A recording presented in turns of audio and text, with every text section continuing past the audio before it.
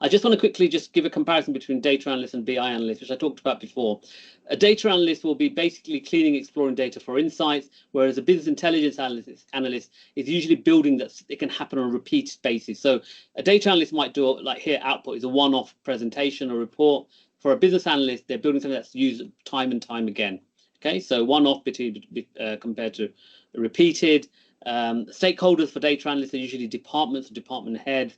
BI analysts usually go senior. These dashboards go all the way to the chief exec. Okay, so as a business intelligence analyst, you have higher exposure to the business than you do as a data analyst. Data analysts could be sitting in a team just doing their business. The CEO never knows about them.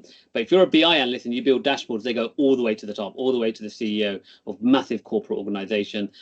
Key maths here, data analyst needs to know statistics and probability, which we talked about. As a BI analyst, you don't need to know that. You just need to know basic arithmetic and forecasting. And what I mean here is like creating ratios, creating percentages, because you need to sometimes, like I said, the representation of data is very important. So rather than just say, here's sale, here's margin, you might want to say margin is 10% of the sales number or whatever. Okay, so you just need to have that kind of different mindset. Okay.